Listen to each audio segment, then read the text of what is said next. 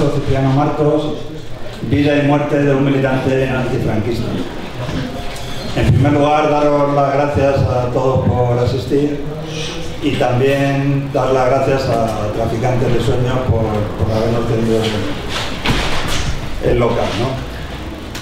El libro, lo que vamos a presentar es un trabajo de investigación bastante concienzudo, bastante trabajoso, que le ha llevado a Roger en mucho tiempo y que de hecho pues, nos descubre muchísimas cosas que han estado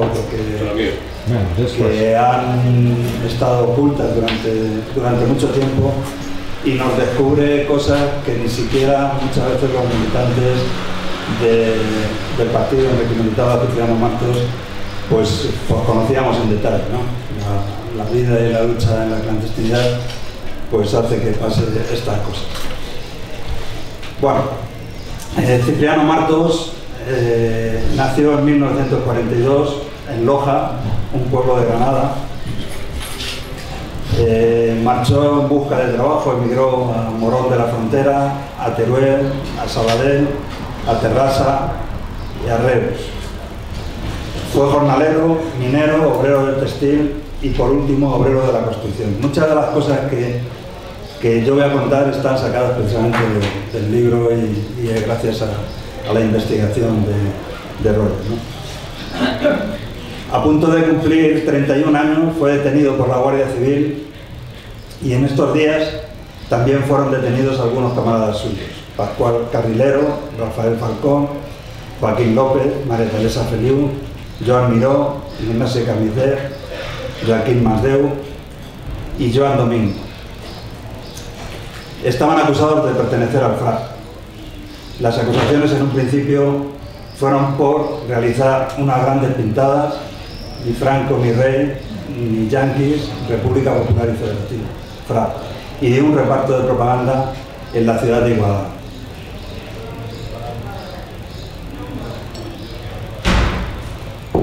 Yo también quiero resaltar un poco lo que era la época entonces y lo que era nuestro partido y lo que militábamos. Hay cosas que efectivamente no están en el libro, porque el libro se centra mucho en la investigación de lo que le pasó a Cipriano Martos y lo que le pasó en su entorno, ¿no? Pero sí que hay cosas que están vistas con bastante agudeza, ¿no?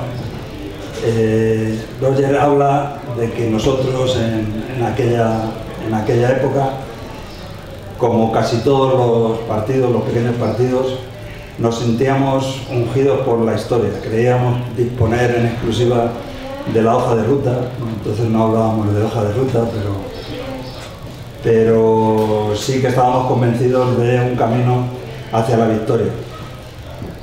Y como muchos partidos aborrecíamos la idea de subordinarnos a un conglomerado, y esto la verdad que me ha causado bastante, digamos, de ser un diagnóstico bastante fino, ¿no? Que decía que éramos fuerzas supuestamente afines, aunque con matices ideológicos tan imperceptibles al ojo humano como irreconciliables para un dogmático, ¿no? Efectivamente, nuestras organizaciones formábamos parte de las organizaciones de extrema izquierda, las organizaciones de izquierda, de un amplio abanico de fuerzas políticas que luchábamos por la ruptura con la dictadura, ¿no? Que estábamos diametralmente opuestos a lo que era la reconciliación, ¿no? Y sobre todo los años 60 y los años 70, pues llevamos bastante la iniciativa política en todos los terrenos, ¿no? Sobre todo en la calle, en la universidad, en algunas fábricas, en algunos polígonos industriales. Lo que pasa es que era pues una lucha muy desigual, era una lucha con toda la carga de la clandestinidad y con una represión muy cebada en nosotros, ¿no? Organizaciones como la nuestra, como la Liga, como el MC, como el PT, como la RT, éramos en aquellos momentos objetivo de la represión directa, ¿no? También decir que la vida militante en la más estricta clandestinidad, que era dura, pero que era la vida que habíamos elegido, ¿no? Que éramos conscientes de ello y también éramos conscientes de que no había muchas más formas, ¿no?, para acceder a unas mínimas libertades políticas. Como recientemente me dijo un militante, no renunciamos a la libertad, luchábamos por la libertad.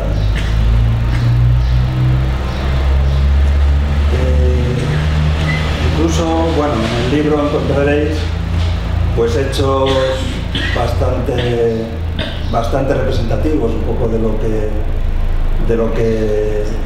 era aquello, de lo que era la lucha clandestina. Roger hace un comentario, ¿no?, en el sentido de decir que Cipriano, que casi no llega a ser el primer militante muerto, porque hubo antes otro militante, Ricardo Gualino, que fue tiroteado simplemente por repartir en el año 1975 Getafe unas octavillas, ¿no? Un policía, un guardia civil, le disparó bocajarro y la bala entró por la boca y se libró de milagro. Yo creo que esa también da una idea de lo que era la militancia antifranquista y de lo que era la militancia de nuestro partido en particular, ¿no? Dice Roger que éramos militantes, que quizás los militantes del PCML y del FRAP éramos un reducto de idealistas dispuestos a sacrificar sus vidas para intentar desperezar a una España demasiado pasiva frente a la dictadura. La verdad es que en el momento que ocurre, en el año 73, principio del año 74, la situación era muy dura y particularmente dura contra nosotros, ¿no? Después de que en mayo del 73, en una manifestación, por los enfrentamientos muriera un policía, nosotros fuimos sometidos a una salvaje represión, ¿no? También hay que reseñar pues, que 8 días después de la muerte de Cipriano Martos era también tiroteado y detenido Puig-Antí, que luego fue pues, salvajemente asesinado por Garrote Vil en el año 74, ¿no? Y por seguir pues, un poco la cronología, pues en el año 75, como sabéis, también asesinaron a 3 militares nuestros junto a 2 compañeros de ETA. Uno de ellos también en Barcelona, también lo mataron a Juan Pérez Manón, lo mataron en Barcelona. Yo creo que esa era un poco la panorámica que ya digo que Roger no se extiende mucho porque no era el objeto del libro, pero que se enmarca pues un poco la situación, su historia y vida, la historia y vida de nuestro compañero.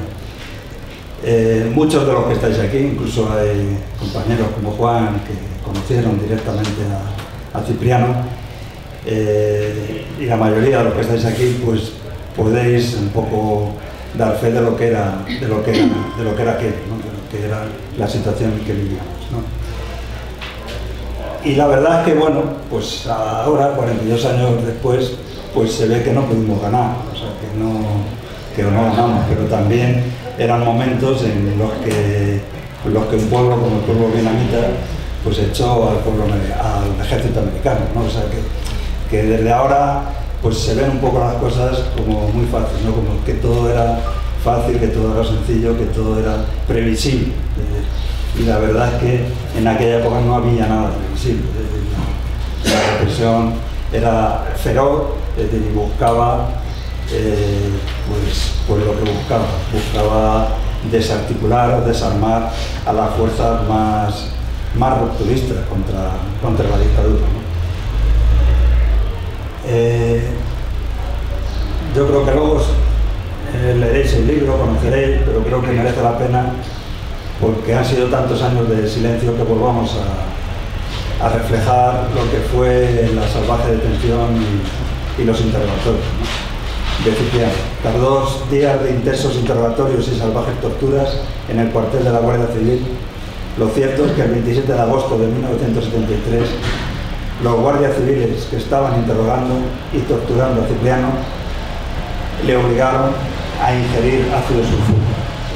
Yo creo que en ese sentido no hay duda. Ese mismo día, y ante la gravedad de su estado, Cipriano fue trasladado al hospital de San Juan de Reus. Fue atendido por varios doctores. El 29 de agosto fue presentado ante un juez que no pudo tomar la declaración dada la gravedad de las lesiones. Y 19 días después, el 17 de septiembre de 1973, Cipriano moría entre horribles sufrimientos por hemorragia interna según el parte de difunción. Durante los 20 días que permaneció agonizante en el hospital, en la sala de beneficencia, Cipriano estuvo permanentemente custodiado por la Guardia Civil. Los familiares no fueron avisados en ningún momento, ni siquiera cuando murió. Ni siquiera cuando murió sus familiares pudieron ver. Su madre, que se había desplazado desde Loja a casi 1000 kilómetros, suplicó una y otra vez ver a su hijo, pero solo recibió puntapiés y susto. Cipriano fue enterrado en una fosa común de beneficencia en el Cementerio General de Reus el 20 de septiembre de 1973. Nada salió en la prensa, ningún periodista investigó. No hubo ninguna denuncia del cuerpo médico por las causas de aquel salvaje envenenamiento. No hubo ninguna investigación judicial por su muerte. La iglesia de la que dependían las monjitas enfermeras de aquel hospital tampoco denunciaron aquel cruel asesinato que ocurría ante sus ojos. Tampoco el Colegio de Abogados de Barcelona quiso investigar nada a requerimientos de Antonio, hermano de Cipriano. Según ellos, para el régimen la Guardia Civil era intocable. El hecho fue celosamente silenciado por los responsables de la Guardia Civil y de la dictadura. La estricta clandestinidad en que se movían los militantes de nuestro partido y del FRAP, y el hecho de que la totalidad de los compañeros de Cipriano estaban detenidos y fueron encarcelados hicieron posible que su asesinato pasara casi desapercibido. El 6 de octubre, bastante días después, una pequeña nota de Le Monde hacía referencia a la detención, torturas y muertes de Cipriano. Aquellos hechos salvajes continúan hoy sin esclarecerse y sin que sus responsables sean investigados y juzgados por torturas y asesinato. Los detalles son perfectamente conocidos y solo hay que detener e interrogar a los 7 guardias civiles, si es que siguen vivos, que aquellos funestos días estaban en el cuartel de Reus para delimitar responsabilidades penales y a partir de ahí exigir responsabilidades por escalafón a todos los responsables de la dictadura franquista en Reus, Tarragona y Cataluña, que permitieron ese cruel asesinato y lo escondieron en las cloacas del Estado. Antonio Martos, hermano de Cipriano, de ello no hablará más Ana Mesuti, presentó querella en 2014 en Argentina, ante el juzgado de María Servini. El 30 de agosto de 2016, por orden de la jueza argentina María Servini, el juzgado número 4 de Sabadell tomó declaración a Antonio Marcos en el marco de la querella argentina, que se sigue contra los responsables de la dictadura. Hoy, independientemente, y esto ya es textual de la parte final del libro de Roger, hoy independientemente de si algún día la impunidad acaba dejando paso a la reparación, al menos la batalla por la memoria puede darse ya por ganada. En la historia del antifranquismo, Cipriano Martos Jiménez ha podido escribir al fin su renglón. Muchas gracias.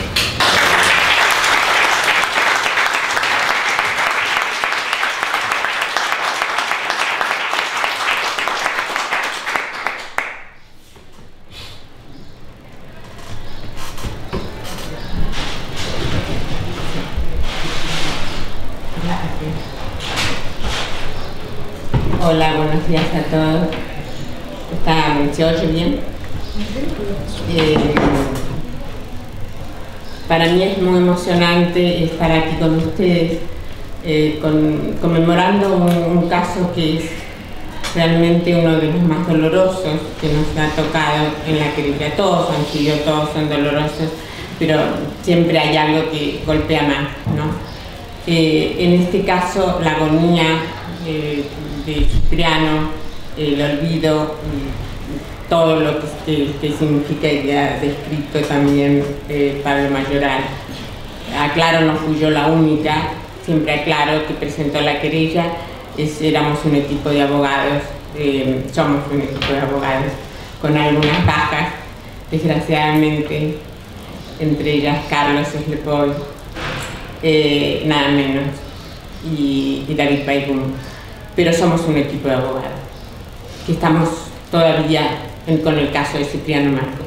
Entonces es algo muy interesante este libro en este momento, porque suele suceder al revés, es decir, que a raíz de un libro, o cuando ya se ha publicado un libro narrando el caso, lleguemos a conocer al querellante. El querellante nos presenta el libro como una prueba documental y redactamos la querella. En este caso fue, digamos, al revés, es decir, yo no sé si a partir de la querella tú redactaste el libro, pero sí a partir de los que tomaron parte en la redacción de la querella y en la reunión de las pruebas documentales en Barcelona, que se interesaron muchísimo en el caso Cipriano, que eran querellantes en la querella argentina, y entonces tomaron contacto con Rouget y le hablaron sobre la redacción del libro. O sea que el libro ha sido, no quiero ser tan, digamos, central, egocéntrica, como decir que el libro salió de nuestra querella, pero más o menos fue así. Y eso es muy importante porque la querella entonces genera, no es resultado de la historia, sino genera historia, genera la aparición de algo ante los ojos de los demás. La querella genera conocimiento, genera memoria. La querella es rememorar también. Es decir, para nosotros el libro ha sido una inyección de entusiasmo porque significó el reconocimiento del valor, por lo menos hasta cierto punto, del valor de lo que se puede lograr con la querella. Porque es tanta la frustración que podemos llegar a tener y que tenemos por muchas cosas que necesitamos la colaboración de la justicia española, que para nosotros es clave tener un mínimo reconocimiento para seguir adelante, como este. Voy a leer un poco porque si no yo me conozco, voy por las ramas y termino no diciendo lo que quería decir y todas las reflexiones que para mí han sido interesantes respecto del libro. En mi perspectiva como lectora está condicionada por haber redactado la querella para el caso de Cipriano. La sensación que tengo es la de que lo dicho en la querella se ha ido desplegando, desarrollando en las páginas del libro. De una palabra en la querella han nacido cientos de palabras en el libro. Nuestra escueta relación de los hechos, necesariamente tiene que ser escueta la relación de los hechos en una querella judicial, se va desplegando como si se abriera un abanico, ofreciéndonos detalles, descripciones, dando espesor al lenguaje jurídico, trasladándolo nuevamente a la vida de donde había partido. De algo congelado como es una querella judicial, lo volvemos a llenar de vida, a llenar de dolor, a llenar de carne, digamos, a humanizarlo a través de las páginas del libro. Por ejemplo, en la querella se dice que Cipriano provenía de una familia humilde. El libro dedica varias páginas a describir lo que esto significaba. Esa pobreza absoluta que rodea a Cipriano desde que nació, esa pobreza que será su fiel compañera toda la vida y que no nos dejará indiferentes.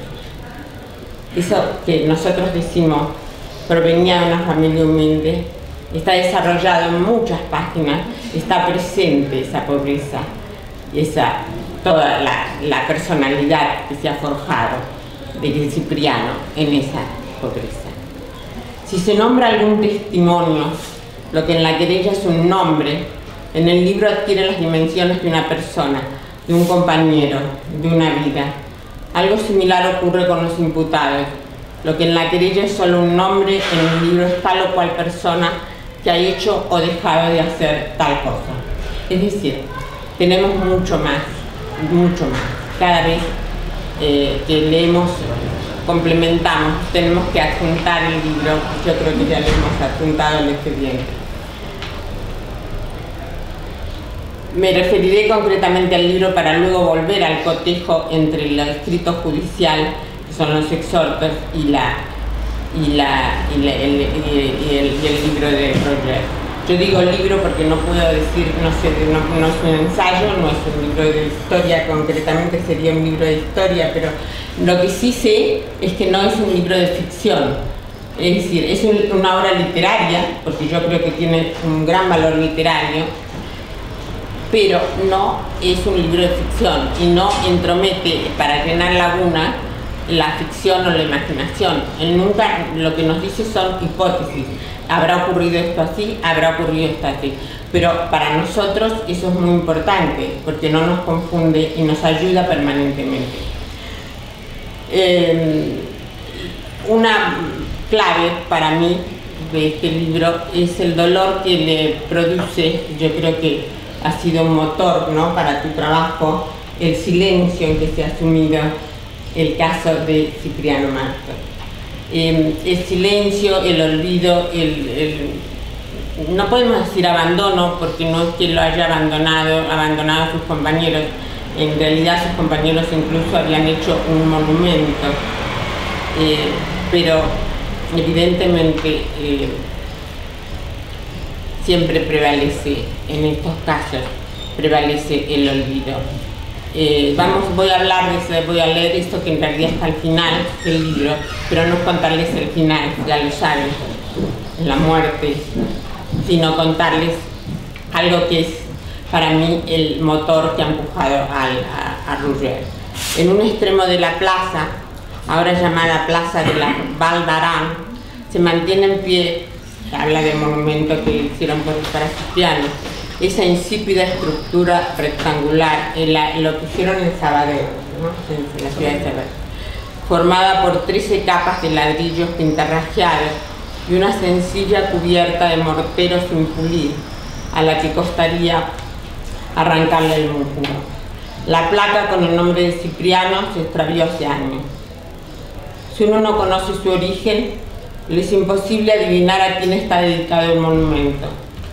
En realidad, no hay motivos para pensar que aquello es un monumento. No tiene forma de nada, ha perdido por completo la emotividad que se busca en cualquier conmemoración. Si sigue allí, sin que a nadie se le ocurra demolerlo, es por su ubicación remota, en un recodo polvoriento de la antigua Plaza de las Balsas, a pocos metros de una pendiente sin urbanizar, poblada de matojos y alguna que otra lata de cerveza oxidada, en los límites menos apetecibles de Sabadell. Nadie repara en él. Entonces esto, allí nos está diciendo, yo necesito escribir este libro, ante ese olvido, ante ese velo que parece cubrir todo este caso, que cubre todo este caso. Y además, yo creo, se puede apreciar en este párrafo la cualidad literaria del libro. Es una cualidad que ayuda muchísimo a su lectura. A pesar de lo duro que puede ser, no cae en golpes bajos, sino que se deja, fluye la escritura. El silencio es doloroso porque resalta Roger que la trascendencia que tuvieron otros casos resalta esa trascendencia, se refiere concretamente a ella, dice, pero no significa eso que señala, diciendo que no se lo merecían, se lo merecían todos los fusilados del 75, se lo merecía Salvador Puyantí, enorme trascendencia y mayor aún, pero lo que pasa es que Cipriano también se la merecía. Y ahí entramos en el tema de la memoria y allí entraríamos a hablar muchísimo de qué significado tiene esta reunión acá, que trasciende un poco el reunirnos a presentar un libro. Estamos recordando a Cipriano Martos. A mí me parece muy interesante la presencia de los testimonios en este libro, porque Roger nos va presentando a los compañeros de militancia de Cipriano, y esto va enriqueciendo la perspectiva que nos ofrece el libro, porque nos va creando un entorno de militancia y un entorno social en el que se apoya y vive Cipriano. Pero también otra cosa que me resultó interesante, muy interesante, es que el autor, que está presente siempre en el libro, que nos acompaña en su lectura, dialoga con los testimonios y hace un poco de psicoanalista, les hace terapia, les va quitando culpa, es decir, trata de con sus argumentos, no voy a ir leyendo todas las páginas que me separé para demostrar ejemplos, pero va diciéndoles no, pero en realidad esa culpa que tienes te torturas porque no asististe a la cita que estaba convenida, le dice en el libro al personaje, que en este caso es una mujer, le dice, no te preocupes, porque ya el hecho de no haber asistido fue una alerta para Cipriano. Entonces, él lo dice con los elementos que él tiene de la historia, tiene elementos que no tiene el testimonio, que no tuvo el testimonio en su momento, y él en la investigación los ha recogido y lo puede eximir de culpa porque sabe más lo que ocurrió, lo que no ocurrió, lo que hubiera podido ocurrir, que el propio personaje central de ese episodio. Con respecto, por ejemplo, al asesinato o suicidio, eso a mí me parece, otra cosa que me parece que vale la pena en algunas páginas es la descripción de la militancia, es decir, él lo ve también desde un punto de vista muy profundo, psicológico, como diciendo por qué ha militado y se ha adherido a este grupo y no a otros, qué es lo que lo ha llevado. Son preguntas que se formulan y son tan importantes las preguntas que se formulan sin respuesta, como si hubieran sido preguntas con respuesta. Para mí es muy importante dejarlas abiertas, dejarlas sin respuesta. Y también la presencia, como dije, la reiteración, que no es ningún defecto, sino que es necesaria. Es decir, ¿se acuerdan que en este momento Cipriano, en ese momento se había ido a su tierra natal para tal cosa, había pasado 2 meses recogiendo aceitunas porque tenía necesidad de dinero? Nos vuelve a lo que ya escribió en otras páginas para que podamos seguir el libro, no tengamos que hacer un esfuerzo de memoria y engorroso. Pero dicho esto, ahora vuelvo otra vez a ese cotejo con la parte judicial para no excederme demasiado, que es interesante cotejarlo desde un punto de vista más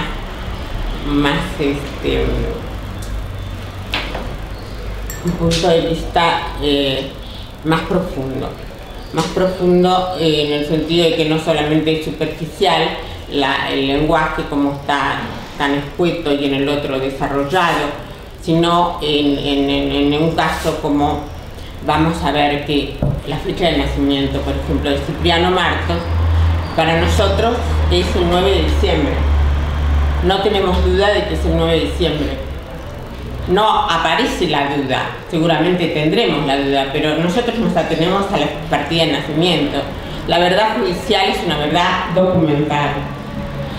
Entonces, la verdad de los hechos nos la dice Rouget en el libro, que no sabemos la fecha de nacimiento, porque ni siquiera él la sabía, porque la madre tampoco se recordaba exactamente la fecha de nacimiento. Lo había ido a escribir, había podido ir a una localidad diferente de la del nacimiento, donde tuvo que inscribirlo por determinados motivos coyunturales, y no se acordaba la fecha de nacimiento. Entonces ese vacío, pero eso no puede estar y no debe estar en la querella, no debe estar en los escritos. Cuando hablo de escritos judiciales es porque además de la querella se han enviado exhortos a España. Eso es interesante. Respecto de la muerte, que es mucho más duro y difícil el cotejo, dado que Rouget respeta esa falta de seguridad que hay respecto de la muerte de Cipriano. Es decir, dado que no hubo ningún testigo que haya dicho, que haya querido declarar y decir cómo murió Cipriano, si ingirió el corrosivo, el ácido sulfúrico, lo ingirió voluntariamente o si lo obligaron a ingerirlo. En los escritos judiciales no ponemos ninguna duda. Allí decimos que se le ha dado a ingerir esto. ¿Y por qué? ¿Cómo nos permitimos no poner ninguna duda si no tenemos ningún tipo? Nosotros en la querella lo pusimos así, como nos lo manifestó el hermano de Cipriano, que es el querellante en este caso. Y la jueza lo aceptó así como lo presentamos en principio, dado que los exhortos que pidió para la declaración del hermano y para la exhumación los envió en esos términos. Y entonces nos preguntamos, o nos pregunta Roger mismo en la página 307, dice, y el autor se pregunta, ¿eximiría de toda culpa el hecho de que Cipriano lo ingirió voluntariamente? ¿No se eximiría a los guardias civiles que lo estaban torturando de toda culpa? El poner a una persona en condiciones tales como para querer suicidarse de esa manera significa que no se ha asesinado a esa persona. Es que la tortura también es un crimen contra la humanidad. La querella es una causa de crímenes contra la humanidad.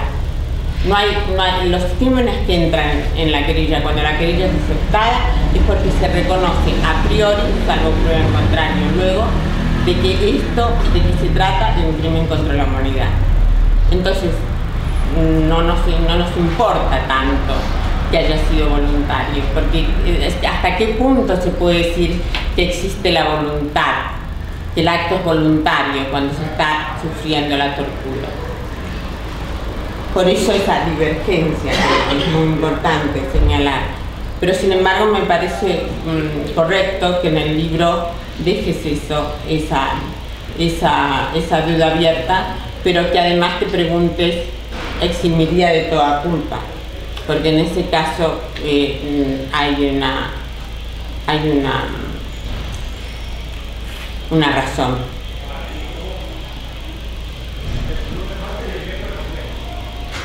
Para decir que no eximiría de culpa alguna. En algún momento dices, los restos quedaron sepultados para siempre en ese lugar. Es decir, cuando los entierran, cuando narra el entierro y habla del entierro a traición, a que fue sometido Cipriano.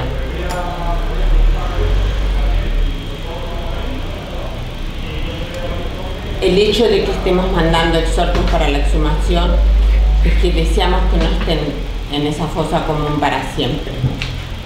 Porque mientras estaban, lo que narró Pablo, que estaban en el hospital tratando de visitarlo, muerto ya a Cipriano, la madre y los hermanos, y ni siquiera muertos se los quisieron mostrar. Porque eso es otro aspecto que me interesa del libro, es que me resultó interesante, es que resalta ese poder que curiosamente lo hemos visto ya en muchas ocasiones en las querellas, ese temor que inspiran los muertos. Es decir, no quieren, los vigilan.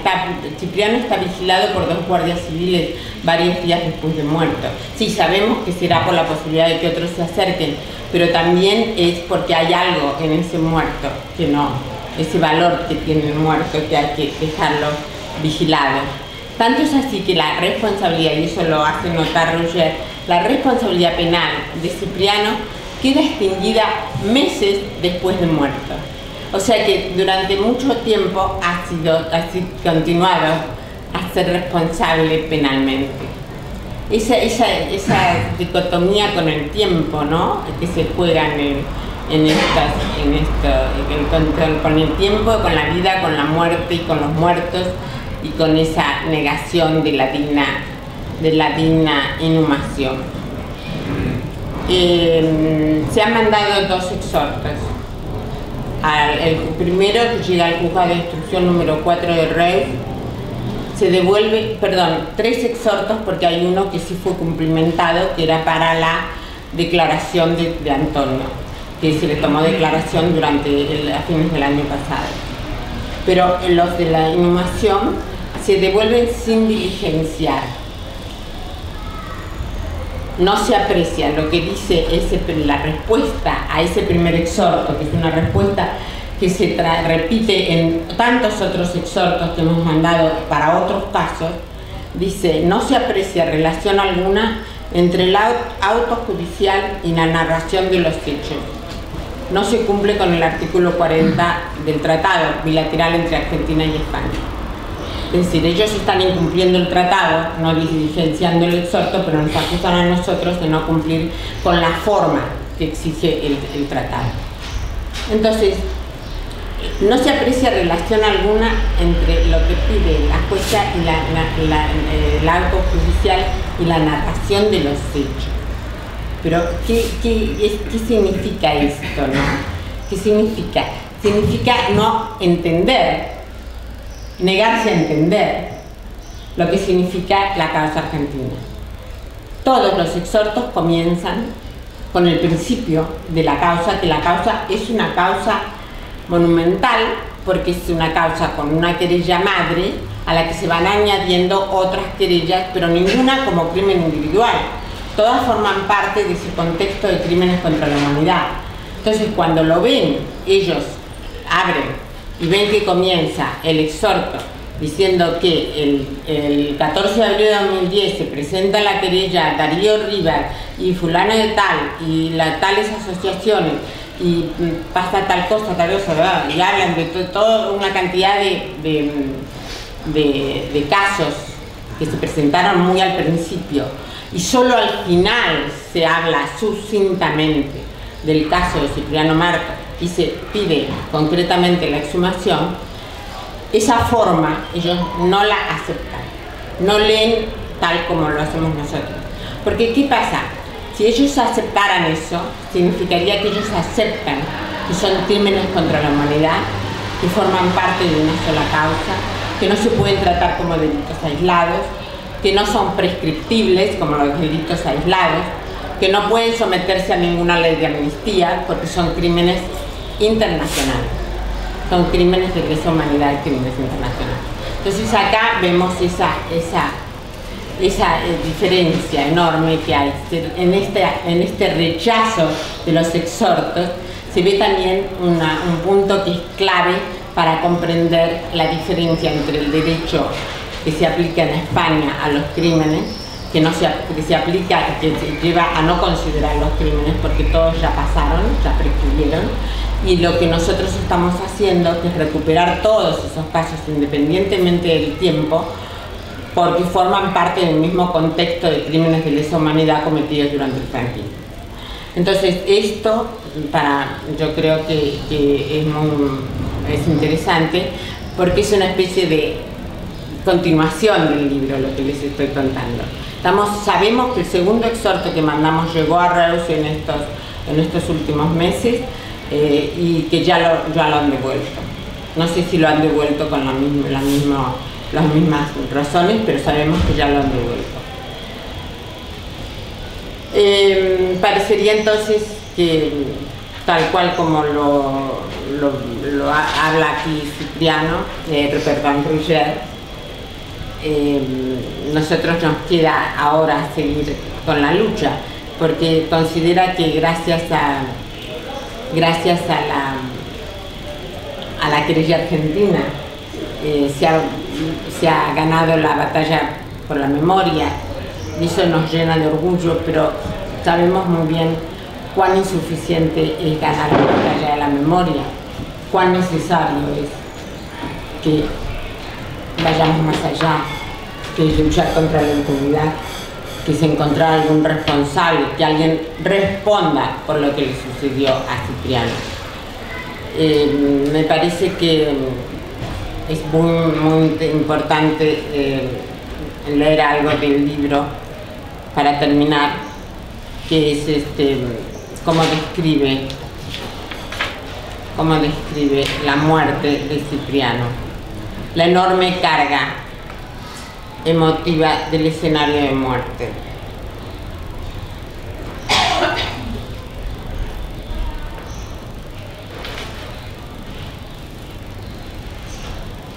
Abatido, dolorido y completamente solo, Cipriano se fue apagando, aislado en una celda en cursiva, que era la sala del hospital, de techo alto, paredes blancas, 60 camas sin intimidad y un par de celadores con tricornio vigilándolo de cerca.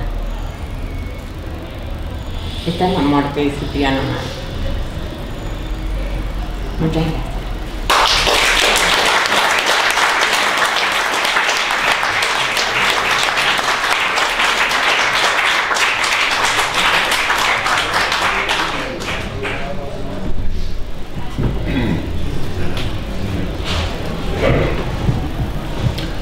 Bueno, muchas gracias a todos por venir. La verdad es que cuando la editorial me propuso venir aquí a Madrid a hacer una presentación de un libro, un sábado, mediodía, en pleno junio, la verdad es que tenía mis dudas de que fuera buena idea. De hecho, probablemente si estuvierais aquí todos en Barcelona hoy, un día como hoy soleado, tendríais muy difícil no estar en la playa en lugar de estar aquí. Pero de todas maneras os agradezco mucho que hayáis venido a este acto, que para mí no es simplemente la presentación de un libro, sino también, en parte también, un pequeño homenaje a Cipriano Martos y a la gente que ha luchado por desenterrar este caso. En primer lugar, gracias, Pablo, por tus palabras y por ayudar también a organizar esta presentación aquí en Madrid. A Manolo, me alegra mucho de verte aquí con nosotros.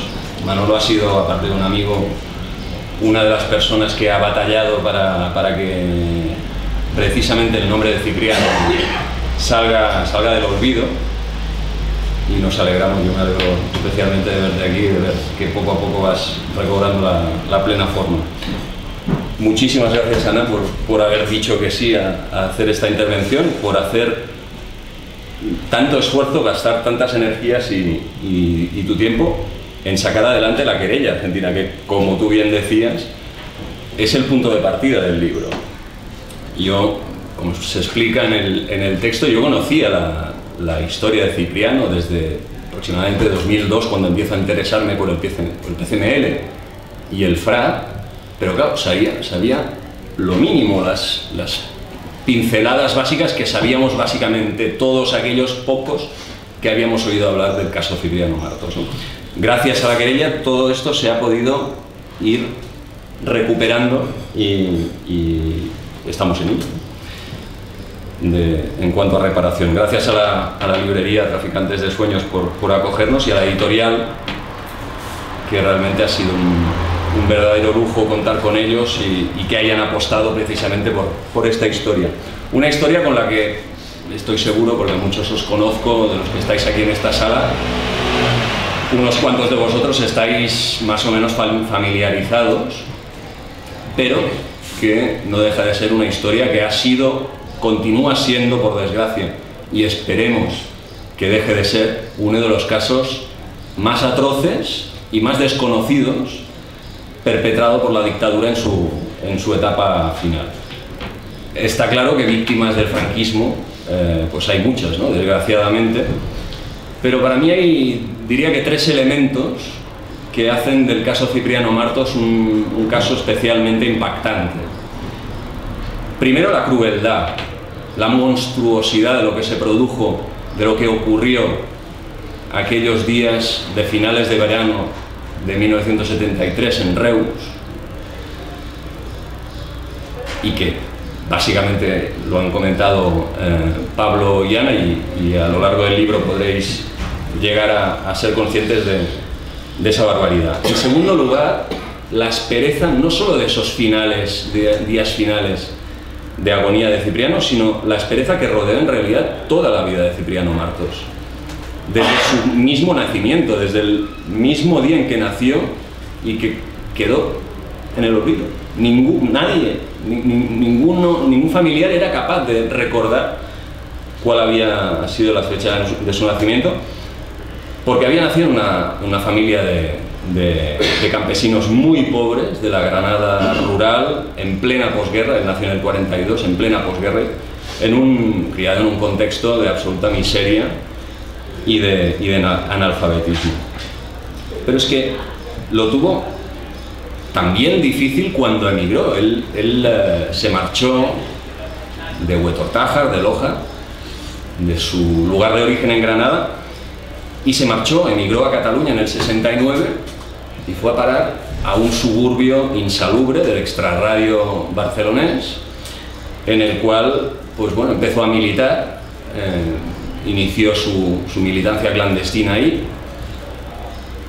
hasta que llegó el destino a Reus y su detención, ¿no? y la ingesta final del cóctel Molotov. Por tanto, estamos hablando de una vida llena de asperezas, como tantos ciudadanos españoles que sufrieron en sus propias carnes y que sufristeis, especialmente los militantes clandestinos, esos años, pero que fue de una vida de sufrimiento de principio a fin, ¿no? Decía, los elementos que para mí son más singulares de esta historia, que la hacen más espeluznante, más estremecedora, hay un tercero, que es el silencio terrorífico que impuso el régimen sobre un caso que evidentemente para ellos era muy embarazoso. Para las autoridades franquistas era muy embarazoso y por eso mismo trataron de taparlo a toda costa, y lo consiguieron. Lo han conseguido hasta hoy, de hecho. Pablo decía antes, mencionaba el caso de Salvador Puig-Antich, y es que es uno de los que suelo mencionar yo como gran contraste. Y está muy bien que conozcamos todo lo que le pasó a Puig-Antich, está muy bien que se denuncie y que haya películas que hablen de la atrocidad que se cometió sobre Puig-Antich, asesinado a garrote vil. Pero es que, fijaos, Cipriano Martos murió, se dice aquí en el cartel, el 17 de septiembre de 1973. Solamente 8 días después hubo el tiroteo en el barrio de la Eixample de Barcelona, en el que fue detenido Puig-Antich. Bueno, pues el contraste es tremendo, ¿no? Un caso absolutamente desconocido solamente para aquellos familiares, amigos, camaradas y algún que otro historiador y abogado que lo conozca, pero nadie más ha oído hablar de Cipriano Martos, Salvador Puig-Antich. Afortunadamente todos sabemos quién es, e incluso no solo generó esa ejecución, no solo generó protestas en la calle, protestas a nivel nacional, sino también campañas de solidaridad internacional. El mismo Papa de Roma se movilizó para evitar que ejecutaran a Puig-Antich, ¿no? El contraste es tremendo. Y este olvido forzoso del caso Cipriano Martos comenzó a agrietarse gracias a los promotores de la querella ante la justicia argentina. Gracias a Ana y gracias a todo el equipo que lo impulsó. Y fue gracias a ellos que a finales del año 2014 tuve acceso, y de ahí el origen del libro, tuve acceso a una novedad documental extraordinaria para un periodista que le interesa estos temas históricos, ¿no? Vinieron a verme dos activistas por la memoria histórica que Ana conoce, son María José y Felipe de Barcelona, y me propusieron hacer el libro. Ellos estaban impulsando, estaban ya en marcha la querella, y me mostraron el hallazgo documental, este hallazgo que habían conseguido. Se trata de una copia sin censurar del sumario del caso en el TOP, el Tribunal de Orden Público de 1973. Es una copia sin censurar, digo, porque ahí se recogen atestados de la operación de desmantelamiento de la célula del FRAP en Reus, en la que aparecen, por ejemplo, los nombres y apellidos de los agentes que participaron en esa operación, que están precisamente adjuntados en la querella, figuran en la querella. En el sumario es una auténtica mina de oro. Aparecen las declaraciones ante el juez y ante la Guardia Civil de Cipriano Martos. Sabemos que dicen que declaró Cipriano Martos ante ellos. Tenemos las declaraciones de otros detenidos, porque no fue el único que fue detenido en esa operación, ni mucho menos. Disponemos de formularios hospitalarios de documentos que nos dan un poco de luz, aportan un poco de luz sobre lo que le pasó a Cipriano en esos días de hospitalización tras haber ingerido el cóctel Molotov. Estuvo 21 días agonizando desde su detención. Pasaron 50 horas retenido en el cuartel de la Guardia Civil en Reus, 50 horas de interrogatorios, hasta que hubo la ingesta del cóctel Molotov por vía oral. Inmediatamente fue hospitalizado. Pasaron 21 días, es un dato que no conocíamos hasta que tuvimos el documento este que os comentaba, y que nos todavía añade más crueldad a la situación, porque en esos 21 días no se avisó a nadie, no se avisó a nadie de la familia, no se permitió al abogado, que ya estaba al frente del caso, acceder al hospital donde estaba Cipriano Martos con una pareja de guardias civiles vigilándolo. No se permitió ni tan solo a Mossèn Asens, un vicario de Reus, que se enteró de que había pasado algo y se enteró de que había un detenido en estado crítico en el hospital de Sant Joan de Reus y quiso acceder. No se le permitió tampoco a él el acceso, ¿no? Disponemos a través de esta copia del sumario de la autopsia, la autopsia del cuerpo de Cipriano, la cual aporta muchos datos que nos permiten dibujar un poco lo que le pasó a su cuerpo en esos días de detención. Claro, en ese momento, a finales del 2014, yo estaba trabajando en el mismo periódico que Mariona, que tenemos aquí en la sala, y que ella sabrá que, porque también seguramente le pasaba, no tenía tiempo de nada para dedicarme a otras cosas que no fueran el día a día del periódico, ¿no? Pero aún así no pude decir que no, tuve que decir que sí a la propuesta de hacer el libro, porque era lo mejor que te puede pasar en periodismo es que tengas una historia interesante, que te resulte atractiva para meterte a investigar y dedicarle horas fuera de tu tiempo de trabajo. Eso sí, les comenté que lo asumía con una condición, y era que esa copia del sumario no podía ser el punto de partida, pero no el punto de llegada. No podíamos quedarnos aquí, sino que había que llegar la investigación lo más lejos posible. Eso necesitaba tiempo, evidentemente, porque implicaba identificar, localizar y, a poder ser, contactar y hablar con tantos testimonios como fuese posible, que pudieran aportar algún dato sobre alguna de las fases de la vida de Cipriano Martos. Al final, pobres, yo les dije que el máximo de tiempo posible, ellos apretaban porque fueran unos meses, fueron 3 años, más de 3 años, pero el resultado fue que al final pues conseguimos las aportaciones de medio centenar de testimonios, ¿no? Que para mí son claves, es la clave del libro, son los testimonios. Y como vosotros sabéis, los que militasteis en la clandestinidad que estáis aquí, pues es muy complicado, era muy complicado, porque tenía que ser así, saber algo de tu camarada. Pero claro, la clandestinidad implica compartimentos estancos. Cuanto menos sepas de tu camarada, el que tienes al lado, mejor, porque menos datos sobre ti o sobre él podréis explicar si sois detenidos y torturados en un centro de detención. Eso implicaba pues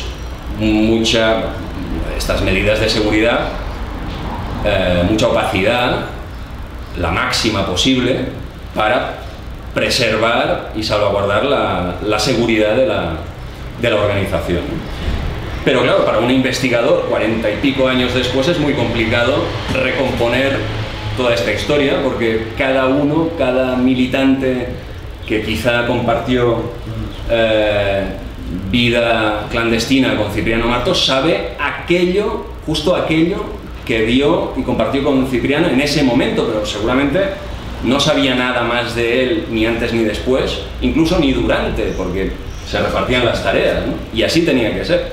Eso complica también la investigación. pero también la hace más gratificante, porque a medida que vas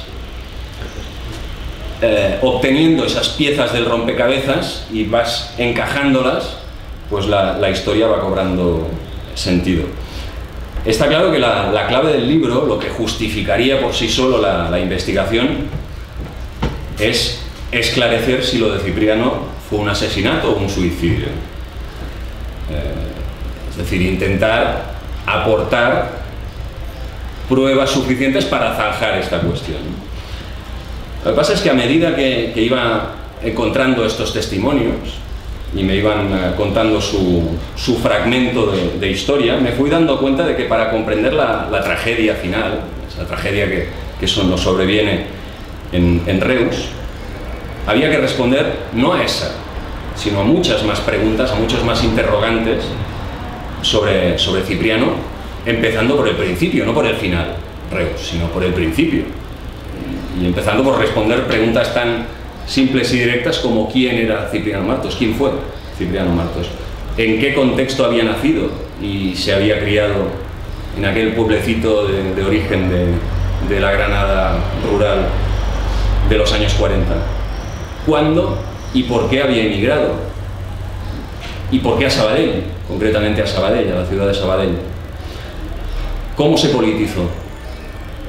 ¿Quién lo introdujo en la lucha antifranquista? ¿Por qué escogió el PCML? ¿Por qué escogió una de las organizaciones más beligerantes de la oposición antifranquista y en la que más riesgos podías asumir en ese momento? ¿Cómo era su vida en la clandestinidad? Son vidas muy duras y muy sacrificadas. ¿Cómo fue la de Cipriano en la clandestinidad? ¿Quiénes fueron sus compañeros de militancia? ¿Y por qué lo enviaron a Reus? Finalmente, ¿por qué Cipriano acabó en Reus?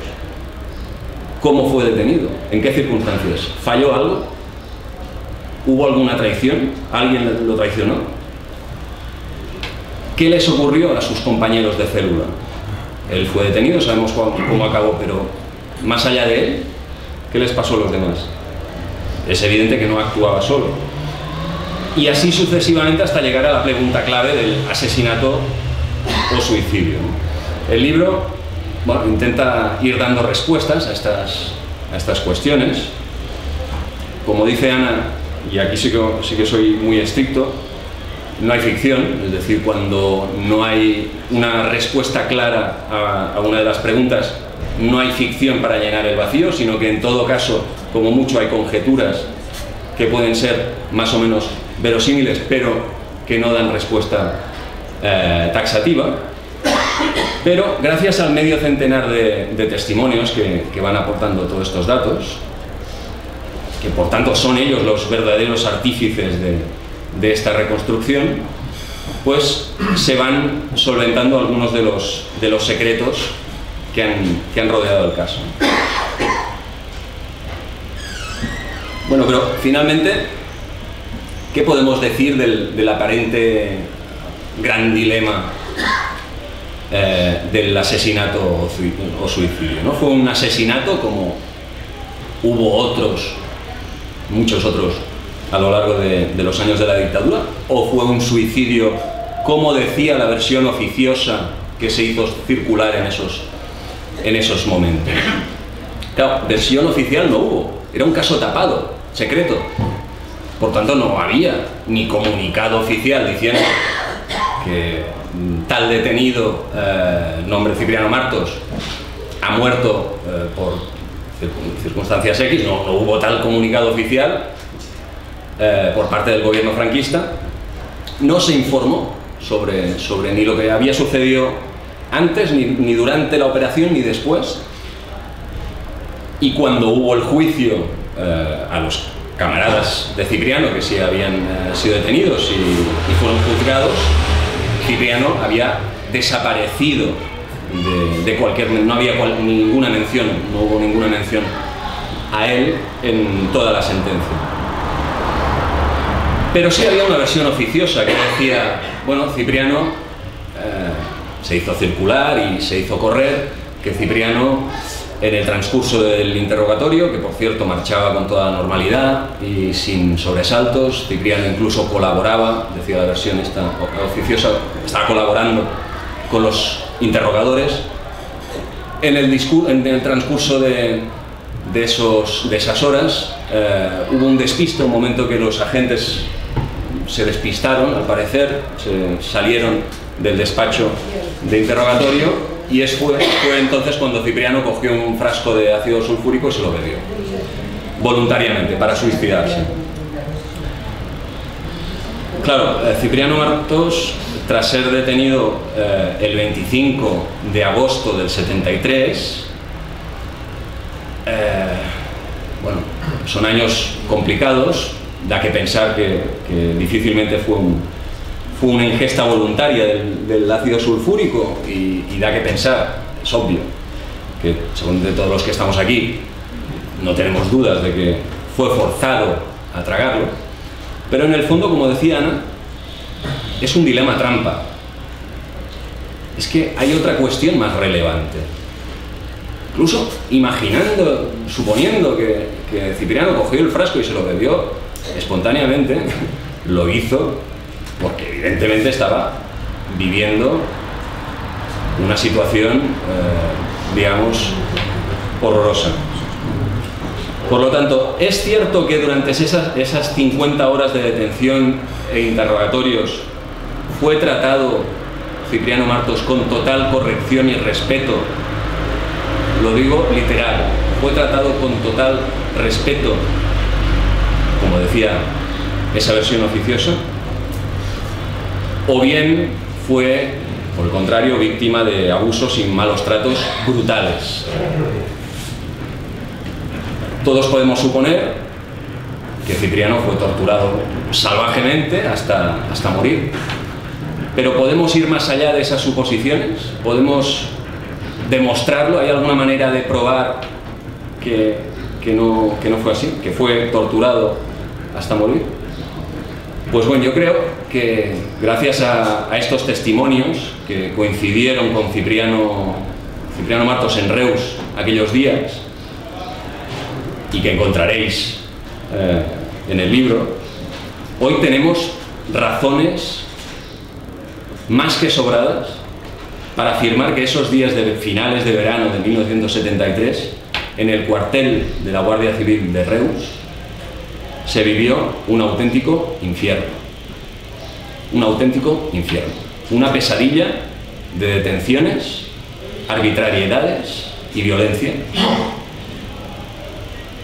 en la que Cipriano Martos no solo no fue tratado con total corrección y respeto, sino que fue torturado, apaleado y vejado. Y no fue el único que fue víctima de aquellas salvajadas, sino que hubo otros detenidos que también aportan su testimonio, de su misma célula o incluso detenidos por error, que sufrieron un trato atroz. No tuvieron el final de Cipriano, pero sufrieron un trato atroz. Y sí, Cipriano fue quien más sufrió la brutalidad de sus captores. Y tanto la sufrió que lo acabó pagando con su vida.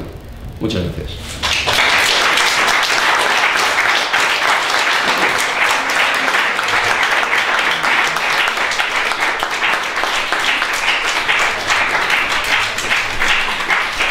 Yo creo que tenemos un